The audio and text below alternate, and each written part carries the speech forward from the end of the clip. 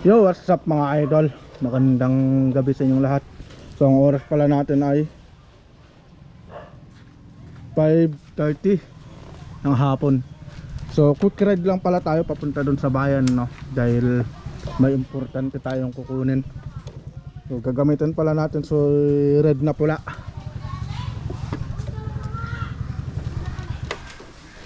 Bigla ang rides lang to mga kalabarkada. Oh no. So papainitin lang muna natin yung makina ng kahit na 1 minute.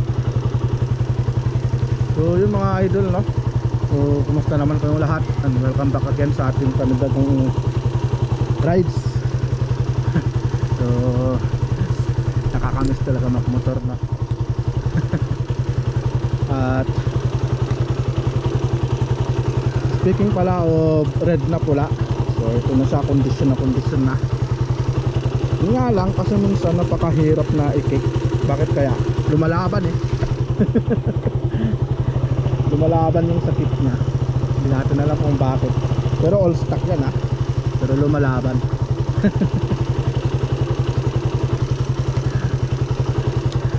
Ay nako.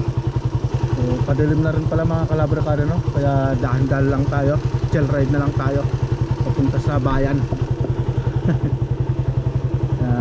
Pag ganito kasing hapon dito sa probinsya, ang dami-dami kasi yung mga kambing na anong tawag dito, tumatawid sa mga kalsada. Hindi lang kambing, pati yung mga aso. Kaya chill ride na lang tayo. Ganun din naman kasi yung pagmamaneho ko, no? Chill ride lang. Hindi tayo nagmamabilis o hindi tayo nagpapatakbo ng mabilis. Alright, so kita-kits na lang tayo sa daan mga kalabarkada.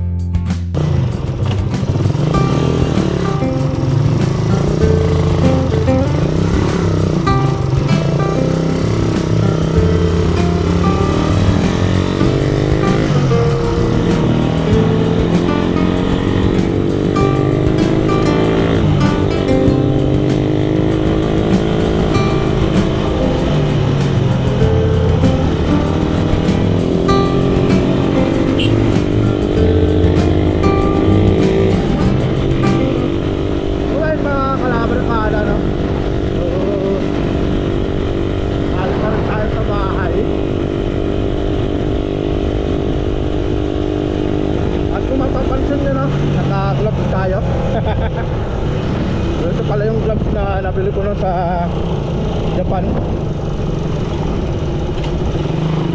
So ang tatak pala nito ay wave gear. All purpose pala yung gloves na to na nabili natin. Pwede siyang pang bike, pwede pang motor, at pwede rin siyang pang fishing.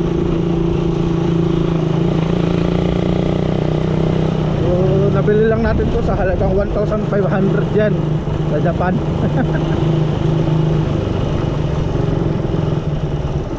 O gamit na ito ngayon.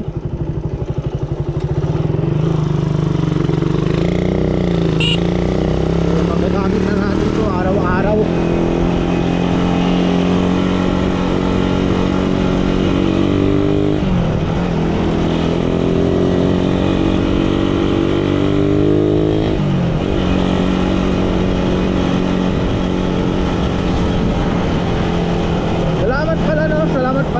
Sa isang kaibigan nating vlogger, so mention ko pala siya, si Paps TV from Alaminos City, Pangasinan. Shoutout sa iyo Paps TV. Sabi niya kasi mga kalabarkada pupuntahan na raw ako dito sa lugar ko. So, pero hindi pa niya alam kung kailan. Pero aantayin natin siya dahil gusto niya raw na makipagkita sa atin. Dahil tamang-tama i-break in daw niya yung bagong bili niya na Honda Click. So gusto nang i-break din, so gusto nang makasama tayong mag-ride. Kaya na-mention ko si Pops TV. So kung kailan mo gustong pumunta dito, Pops, mention mo lang ako para i-chat mo na lang pala ako sa Facebook page ko para alam natin, may set up natin kung kailan tayo mag-ride na. At shout out din pala kay Idol Moto Cooking na nakaabang lagi sa mga vlog natin, lalo na dun sa vlog natin about kay Raptor. Lagi nang inaabangan yun.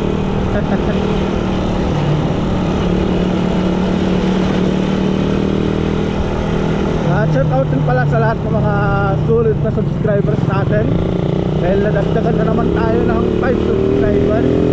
So, bali 2,505 subscribers na po tayo, mga idol, mga kalabarkada. Alright, maraming salamat po sa inyo lahat talaga sa inyo walang sawang suporta.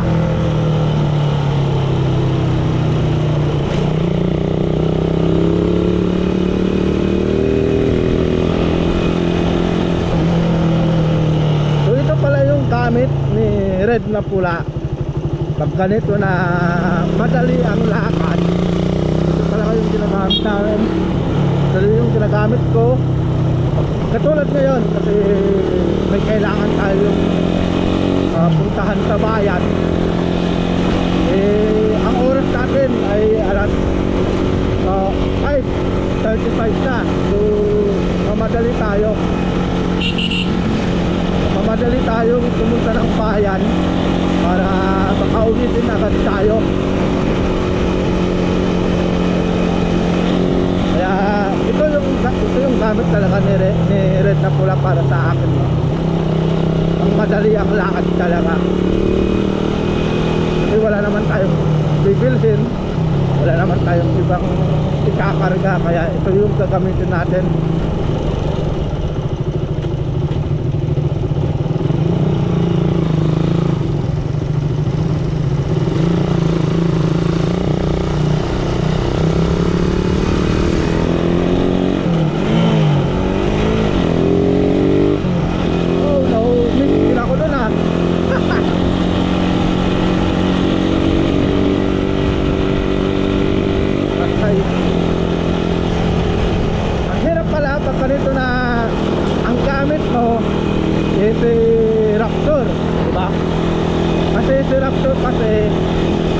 Lahat ng cambio ni Raptor all down.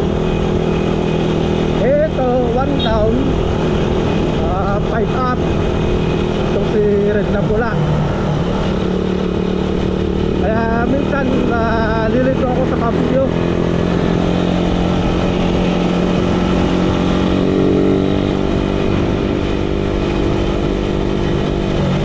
Nasubukan nyo na rin pala yung mga kalabarkada na. Nasubukan nyo na ba yung ganun, mga kalabarkada? Yung mamimigit kayo dahil sa iba't ibang motor yung hawak niya.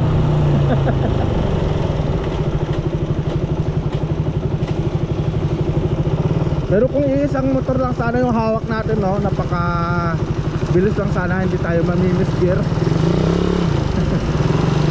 Pero mas maganda na yung mamimisgear tayo kasi dito sa mas maliligaw tayo. Sila yung ano. Uy, shoutout sa inyo.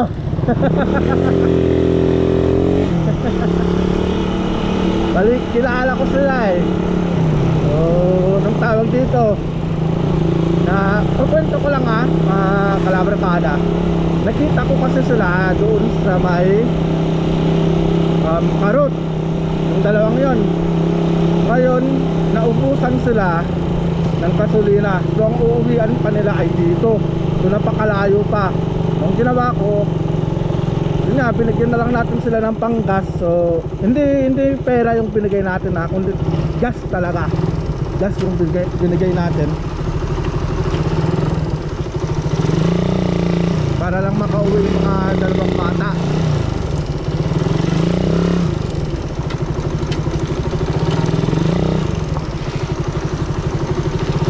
Sinaawa kasi ako eh. Malayo pa ng ang layo pa ng uwian nila.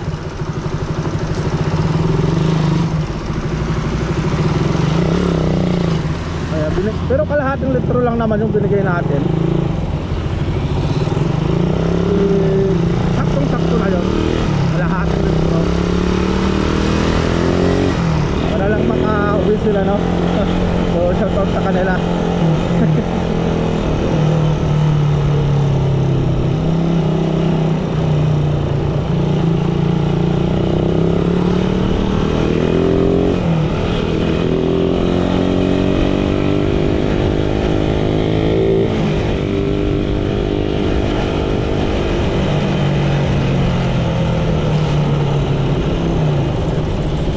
Maggagas lang pala tayo mga kalabarkada, no?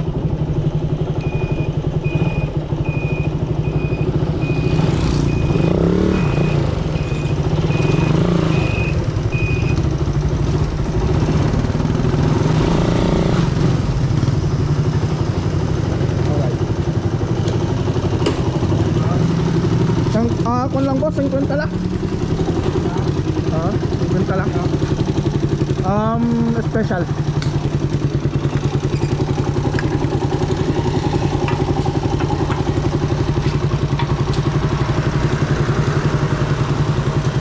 Ganito pala mga gas yung mga naka-radar. Pasito 50 lang.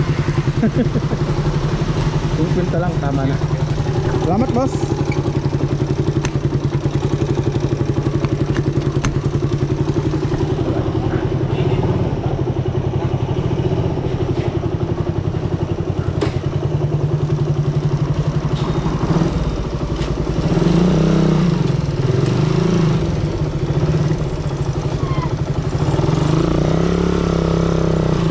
Shoutout pala sa mga nakaka-relate, no? Mga nagpapagas na kontento na sila sa 50 lang kada gas. O 20-20, di ba? Importante may gas lang eh.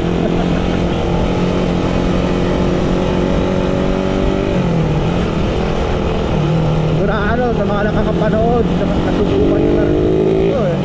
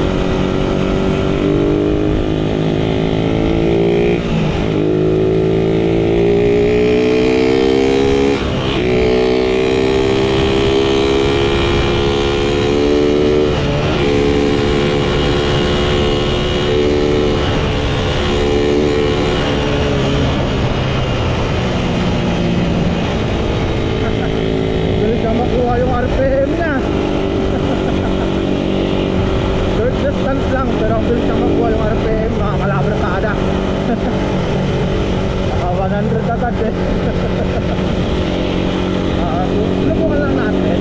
Just try lang.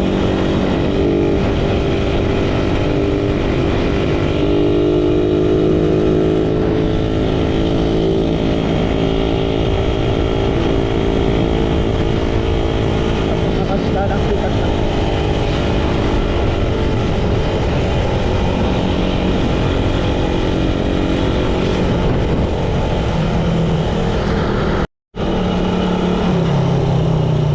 Kahit ma-iron na kalabarkada, para mapapasubo na naman pala tayo dun sa shortcut pa more. doon na siguro tayo dadaan.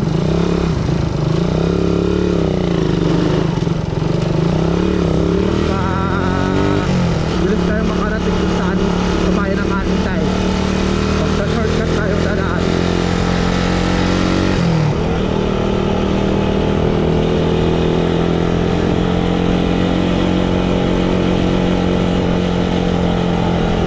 Kawawa din kasi yung motor natin sa Vitor. Dito sa Vitor, napakapangat din kasi ng daan dito. Lalo't nakamak pa naman tayo.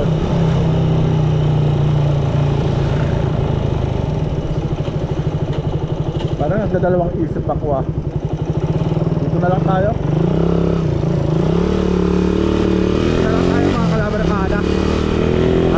Para makita nyo naman yung daan dito sa may Vitor. Ipipili na lang natin yung gulong natin.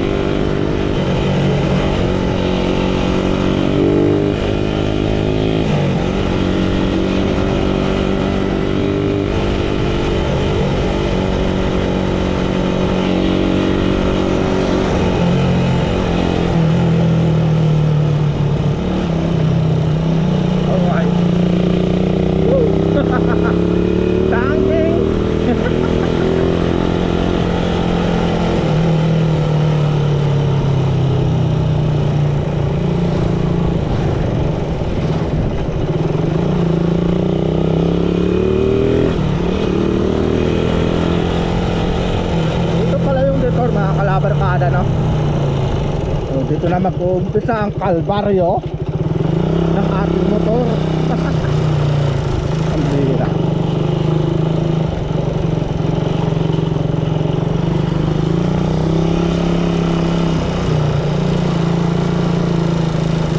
Tapos sementado na naman. Okay.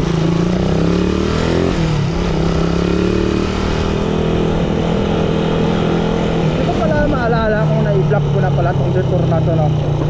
Pero parang sa tingin ko hindi pa yata. Pero tamang tama naman mga kalabarkada, no? Para makita nyo naman yung detour dito sa amin, no? Yung mga ibang daanan dito sa lugar ng Anda. Op! Wow! Kalbaryo na naman. Napakaganda ng daan. Sulit na sulit. Dito talaga, dito mo masusubukan yung balancing ng motor.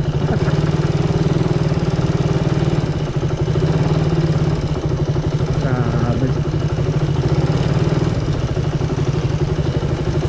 Buti na lang kanyo, tinaas ko na lang kunti kasi red na pula. Kasi dati nakaluward ko mga kalabarkada na. Eh, napakahirap din naman kasi na lowered itong motor natin dito sa lugar namin kasi nga ganito yung daanan, sumasayad kasi, kaya tinaas namin ng kunti, tinaas namin ni Sherwin.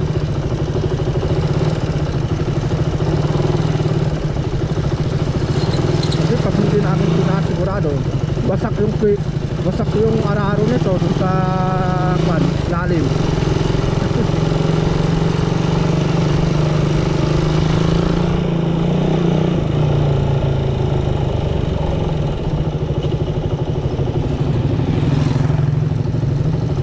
Alright.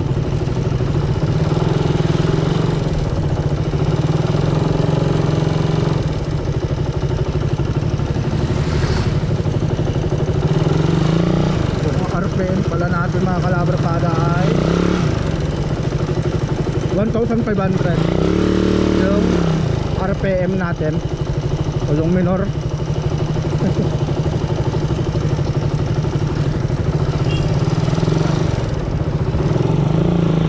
At sa wakas nakalabas na tayo sa Vitor.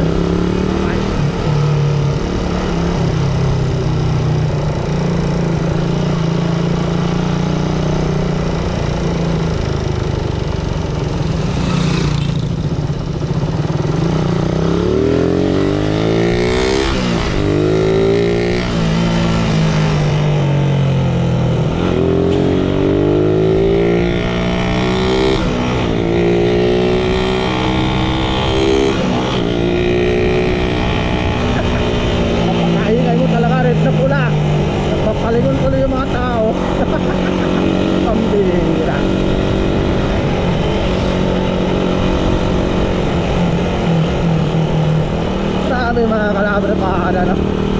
Napapalingon talaga yung mga tao dahil sa ingay nito alaga ko.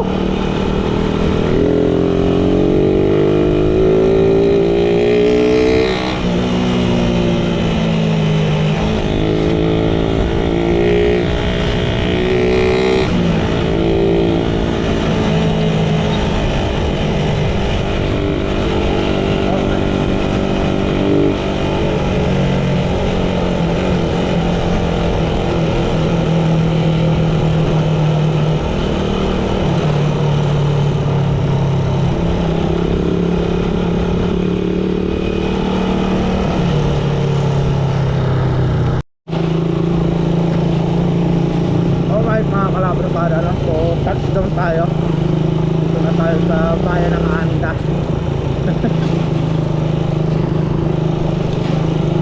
Authentic pala tayo ay 5:50.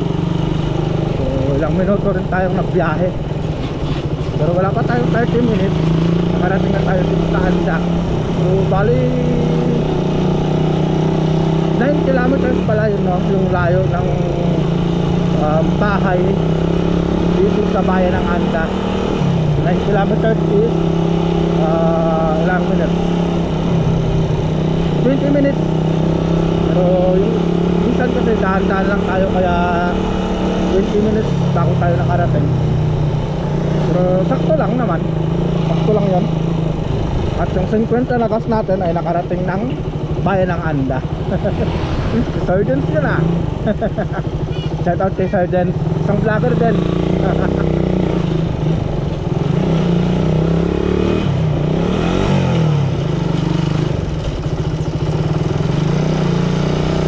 Ano na bago kasi ako mga kalabrikada, no? Dito sa bagong footbridge ni Red na pula.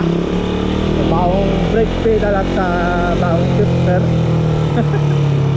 So, binalik kasi natin yung stock. So, medyo naninibago pa ako. So, nangangapa kung ikaka nila, diba? Nangangapa.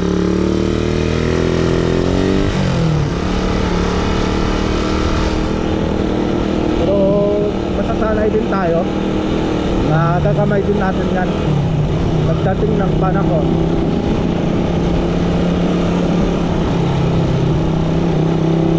Alright mga kalabarkada, so touchdown 7-Eleven.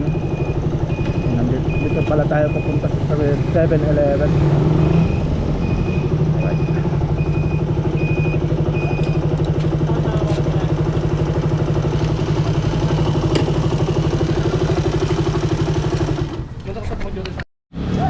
Alright mga kalabarkada na. So babalik na lang siguro tayo dito bukas dahil walang laman yung ATM. So bukas na lang siguro tayo babalik, bukas ng hapon din. Kasi tinanong ko si Manong Bart, yung sabi niya kasi bukas pa ng tanghali magkakaroon. Ay, shoutout sa lahat na kumakain dito sa may 7-Eleven na.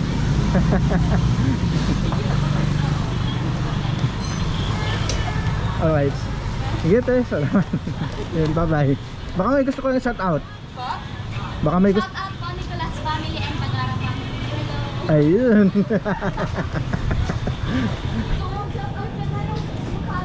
Yun, nag-shoutout sa atin ah. So, babalikan na lang natin to bukas. Siguro mga ganitong oras din para makapag-withdraw tayo. Ayun, ayaw naman tara. Alright. So, pauwi na tayo mga kalaban na. Salamat eh.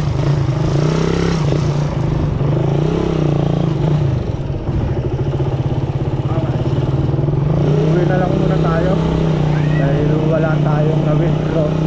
Kailangan kasi yung pera dahil ang dami nang nagdapat in kumukuha ng pera dun sa bahay dahil sa Gcash.